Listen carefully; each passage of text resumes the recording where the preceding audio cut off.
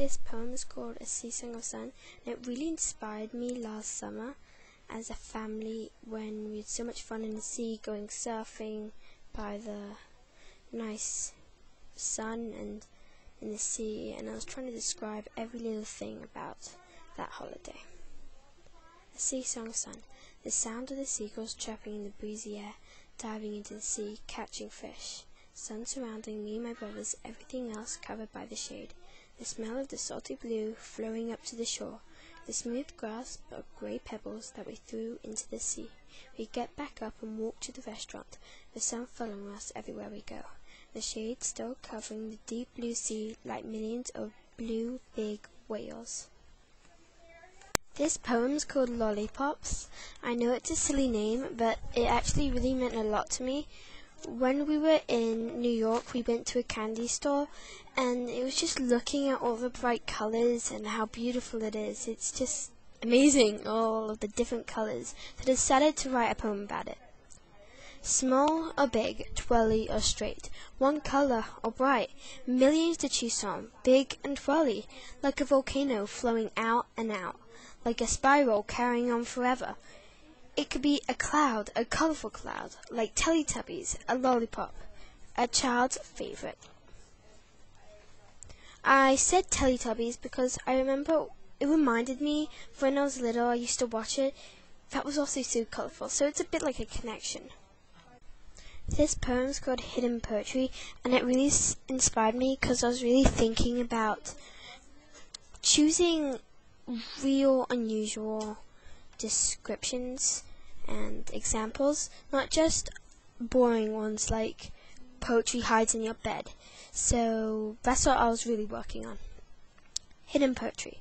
Where does poetry hide? In your fingertips or in our pillows? Feathery, feathery feathers. Maybe even hiding in your poems. Dig deep like sandy, sandy sandcastles. Find them in apples, juicy, juicy apples. Little, little brown seeds. Poems are seeds in a watermelon, but poems aren't a watermelon in a seed. Maybe find them in math. Fracky, fracky fractions. This poem is called Pizzas. It's also quite an unusual poem, but while I was in New York, it really inspired me just sitting in that chair, just staring with my eyes open for ages and ages, looking how big those pizzas are and how weird they look. But, they're so delicious. I just think they're extraordinary. I turned it in from something a bit boring, just naming all the names of different kinds of pizzas. And I did do that, but I added much more, so it came from boring to extraordinary. Okay. Margarita salami, veggie, ham and cheese, also big. I imagine it as a squashed soccer ball. You better eat your crusts if you want curly hair, the adults say. Crusts can be hard, chewy, or like a piece of muffin, soft and moist. I like big salami, chewy crusts. I like pizzas. This poem is called The Coldness, and it also inspired me in New York, but it really inspired me because I thought this photo also went so well with the poem, because I'm wrapped up with a nice warm scarf, and I'm on Brooklyn Bridge, and, I thought it was a good poem to do, and I found a lot of metaphors to go with it, and good examples. Ooh, the cold, the big blast of wind shooting through one ear, going out the other. The scarf wrapped around my neck so soft and snug, although the breeze gets trapped down my coat. A freeze and a shiver. A heater on my body would be good, or just a big blasting yellow sun. This poem is called In the Day, and first it was a class poem, and I kind of changed it in my way because I really liked the line, I saw a rainbow fly over the mountain, and that can't happen at night, so I changed it in the day. But it really inspired me because the lines are so, they just hook you in. You just think about them forever and ever in your head. In the day, I imagine music in a grey sky, hot, warm, cold air on my face, a summer storm, dancing rain, wind whispering a secret in my ear. I saw a rainbow fly over the mountain, horrible days gone by.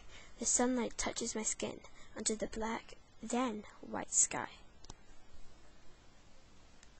This poem is called Daisies, and this was one of my favorite ones because one summer's day we decided to go out to the playground during school, and I was just on the grass with the sun shining on me, and I was just looking at all the great things the wild and the grass has, and I was looking at a daisy, and I just thought, they're just a daisy.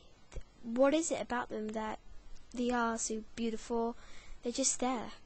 And I started looking at it closely, and I noticed all the great things about it and the texture and stuff. So I was really trying to put a lot of details in, and yeah, that's what I was working on. Daisies. Little yellow furry buds right smack in the middle, some in the shade, some in the sun.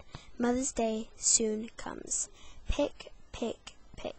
Connect, connect, connect. I made a chain out of daisies. A daisy chain is its name. From the thought I see lots of white sprouts on the bright green ground.